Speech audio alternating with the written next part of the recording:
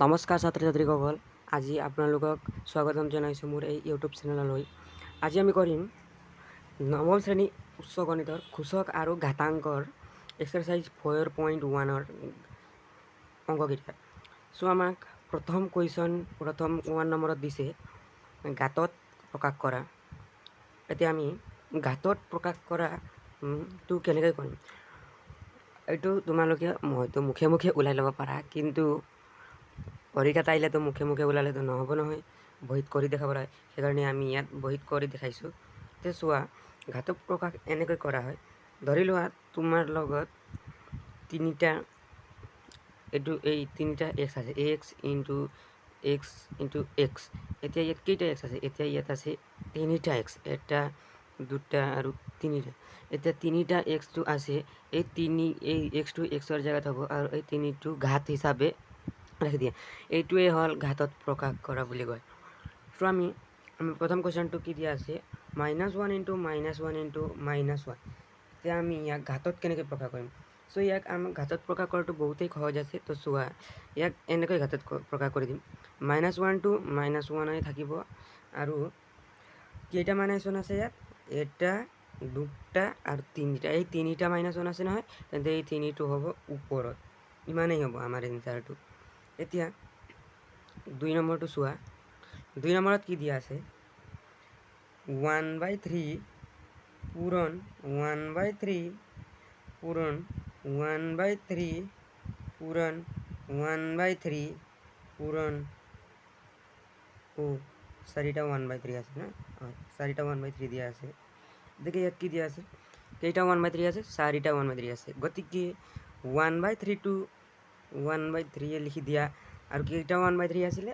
এটা দুটা তিনিটা চাৰিটা। তো 4 ক'ত হ'ব? 4 হ'ব এইটো ইয়াত। এইটোৱে হ'ব আমাৰ এনচাৰ। এইটোৱে হ'ল আমাৰ কি? এনচাৰ। এতিয়া আমি 3 নম্বৰটো কৰিম। চোৱা, 3 নম্বৰটো আমি কেনেকৈ কৰিম মই দেখাই আছোঁ। 3 নম্বৰটো কেনেকৈ কৰিব লাগে। 3 নম্বৰটো বহুত সহজ আছে, সহজতে কৰি ল'ব পাৰা। তো চোৱা, 3 নম্বৰটো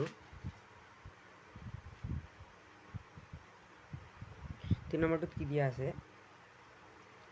-5/7 ইনটু -5/7 ইয়াত ব্ৰেকেটটো দি ল'বা। এতিয়া ইয়াত কেইটা -5/7 আছে? দুটা -5/7 আছে। তেন্তে -5/7 তো এনেকৈ হ'ব। আৰু কেইটা? এটা দুটা আছে, -5/7 স্কুৱেৰ। এইটোৱে হ'ব আমাৰ চলিউশ্যন।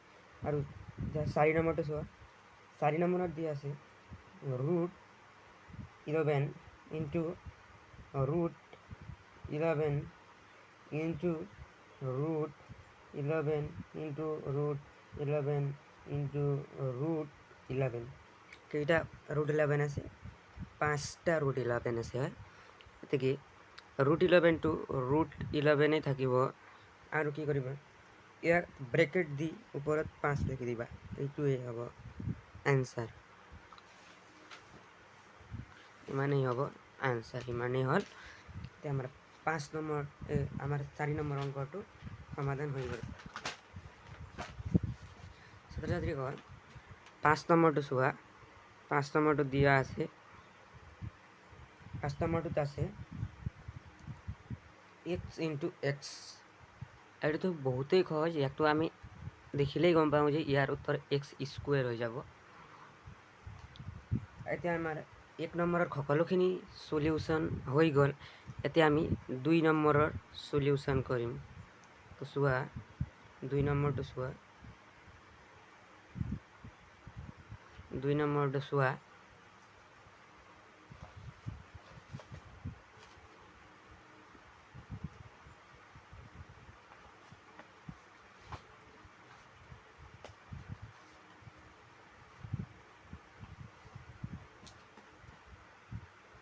দুই নম্বৰৰ চলিউশ্যনটো দিওঁ। 2 নম্বৰত কি কৈছে? স্বাভাৱিক সংখ্যাৰ ঘাত হিচাপে প্ৰকাশ কৰে। স্বাভাৱিক সংখ্যাৰ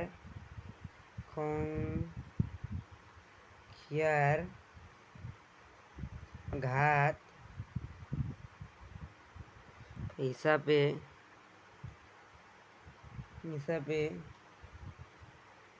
প্ৰকাশ কৰা বা লেখা প্ৰকাশ কৰা হয় ইয়াত কৰা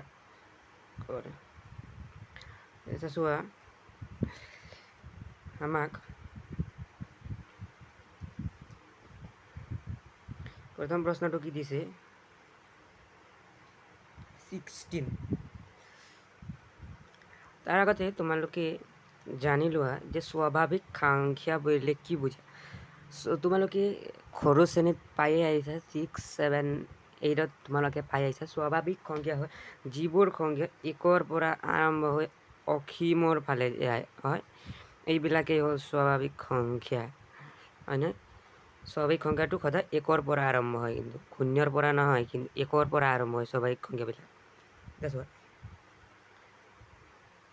আমি জানো যে স্বাভাৱিক সংখ্যা ঘাতৰ হিচাপত আমি কেনেকৈ প্ৰকাশ কৰিম এইটো আমি উৎপাদকৰ সহায়ত আমি স্বাভাৱিক সংখ্যাৰ ঘাতত প্ৰকাশ কৰিম উৎপাদক ওলাব জানা নহয় তোমালোকে 6ত শিকি আহিছা চোৱা 16ৰ উৎপাদকটো আমি কেনেকৈ ওলাম 2 2 8 গুণ 16 2 4 গুণ 8 2 2 গুণ 4 কেইটা 2 হ'ল ইয়াত 4টা 2 হ'ল গতিকে 1 2 3 4 এতেকে কি হ'ব 2 to the power 4 এতেকে আমাৰ এইটোৰ সলিউশন হৈ গ'ল হয় এতিয়া চোৱা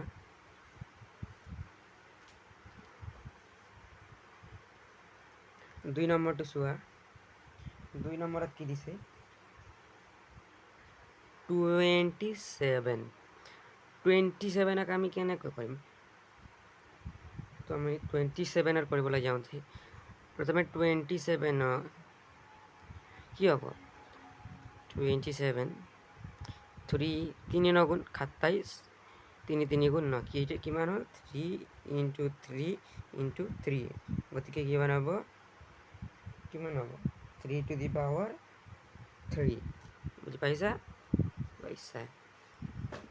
এতিয়া কি কৰিম আমি এতিয়া আমি কৰিম 4 নম্বৰটো 3 নম্বৰটো চোৱা 3 নম্বৰত কি দিছে 343 তোমালোকে জানা ইয়াক কোনটো সংখ্যাৰে যাব তোমালোকে বহুতবাৰ কৰি আহিছা তোমালোকে এই বস্তুটো ক্লাছ 8ৰ বৰ্গ আৰু বৰ্গমূল নে ঘন আৰু ঘনমূল দুটাৰ পৰা কোনটো এটা চেপ্টাৰত এই বস্তুটো আছিল তো ইয়াক আমি জানো ইয়াক আমি খাতেৰে যায় বুলি গতিকে খাতেৰে ইয়াক কৰি চোৱাচোন 343 কিমান নম্বৰ হ'ব খাতেৰে কেইটা কিমান যাব ইয়াত কিমান টাইমছ যাব খাতে গুণ খাতে 49 বাৰ যাব তোমালোকে জানা যে খাত গুণ 49 গতিকে কিমান হ'ল ইয়াত খাত প্লাছ 7 কিউব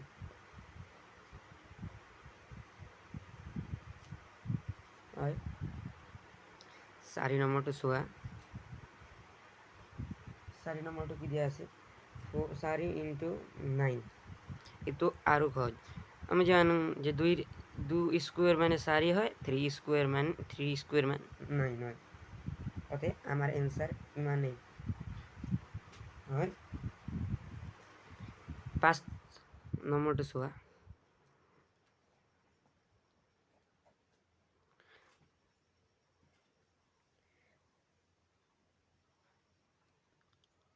5 নম্বৰত কি দিয়া আছে 625 সলিউশন কৰতে পাম 625 গতিকে ইয়াত একো চিন্তা কৰিব নালাগে ইয়াত ইফালে 5 আছে নহয় তেন্তে ইয়াক 5ৰে হৰণ যাব 5ৰে হৰণ কৰিলে কি হ'ব 625 আছে হয় 5ৰে কৰি লাগে কিমান হৈ যাব 5 12 গুণ 60 5 5 গুণ 25 ইফালে 5রে যায় 5 25 125 5 5 গুণ 25 তেন্তে কিমান হ'ল 5 into 5 into 5 into 5 কিমান হ'ব 5 to the power 4 এতেকে আমার এইটোৰ সলিউশন হৈ গ'ল হয়নে হয়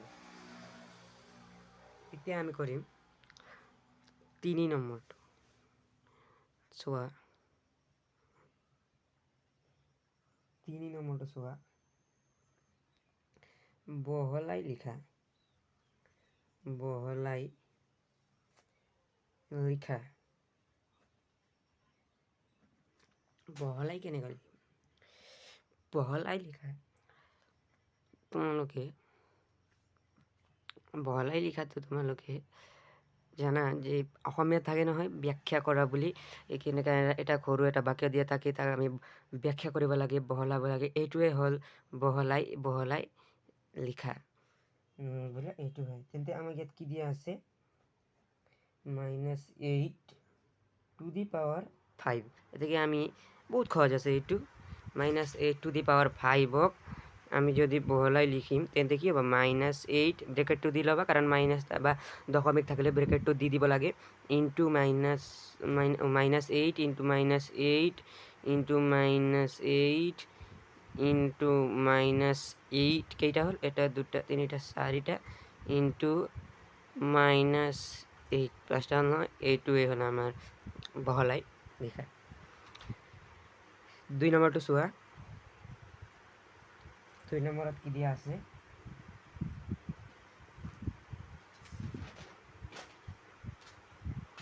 π/4 হয় π/4ক আমি কেনেকৈ লিখি দিওঁ π/4 মানে কি পাইক 4বাৰ পূৰণ কৰি দিয়ে না পাইটো এইটো ইৰেচনেল নম্বৰ হয় অপৰিমেয় সংখ্যা হয় আমি জানোৱেই তো অপৰিমেয় সংখ্যা বুলি ইয়াৰ প্ৰুফো আছে তোমালোকে দশম শ্ৰেণীত এইটো পাবা জেনেৰেল মেথামেটিক্সত গতিকে আমি π/4 এতিয়া আমি π/4ক পাই ইনটু পাই এতিয়া হ'ল আমাৰ 2 নম্বৰৰ আনসাৰ সকল আমাৰ 2 নম্বৰৰ সমাধানটো হৈ গ'ল এতিয়া আমি 3 নম্বৰটো চাম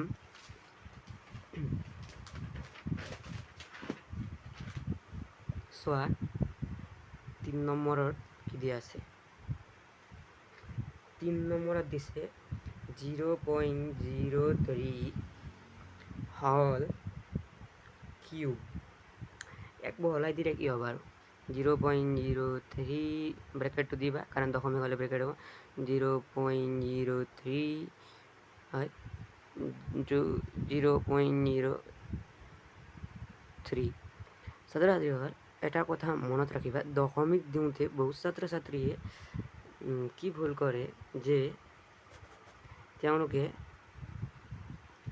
দশমিকটো কোনোবাই ইয়াত দি দিয়ে আৰু লিখি এনেকা কিন্তু এইটো ৰং হয় আৰু কোনোবাই একদম দশমিকটো মানে একদম এনেকা মাজত দিয়ে এইটো ভুল হয় শুদ্ধটো কেনেকৈ লিখিবা 0.03 আৰু ইয়াক আৰু এটা কথা মনত ৰাখিবা যেতিয়া তুমি এনেকা ক'বা 2.25 কোনোবা ছাত্ৰ ছাত্ৰীয়ে কয় নহয় 2.25 2.25 বুলি কৈ দিয়ে কিন্তু এইটো ৰং হয় 2.25 বুলি ক'ব নাপাৰিবা কাৰণ এটা কৈ ক'ব লাগে ডিজিটবিলাক এটা কৈ ক'ব লাগে 2.25 বুলি ক'ব লাগে গতিকে এইটো মনত ৰাখিবা সো এতিয়া 4 নম্বৰ প্ৰশ্নটো কি দিছে আমাক চোৱা -1/4 ইয়াক 4বাৰ আৰু মাল্টিপ্লাই কৰি দিয়া না -1 ইনটু -1 ইনটু -1 ইনটু -1 হৈ গ'ল এইটো হৈ গৈছে 5 নম্বৰটো চোৱা 5 নম্বৰটো কি দিছে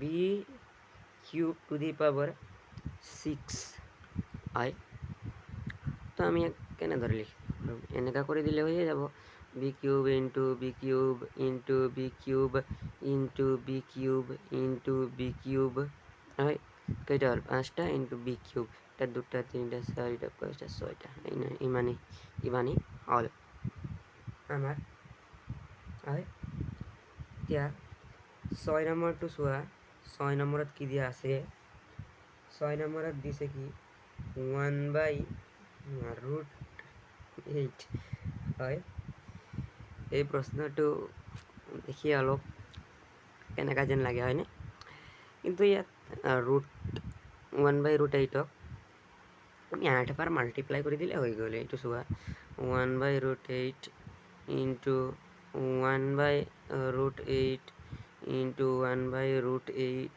into 1/√8 হয় 1/√8 1/√8 এটা দুটা তিনটা চারটা ছয়টা 1/√8 1/√8 ইমানেই 8 বাৰ লিখি দিলে হৈ যাব। আৰু অন্তিমটো কি আছে আমাৰ ইয়াত চোৱা 7 নম্বৰটো চোৱা 7 নম্বৰত দিছে কিউব ৰুট কিউব এইটো সহজ আছে চোৱা ইয়াক এনেকা কৰি দিলে হৈ যাব। এই তিনিটো দিবলৈ নাপাৰিবা কিন্তু অকল এইটোৱে কিন্তু স্কুৱেৰ ৰুট বুজায় সেইকাৰণে ইয়াত তিনিটো দিবলৈ নাপাৰিবা তিনিটো দিবই লাগিব। এতিয়া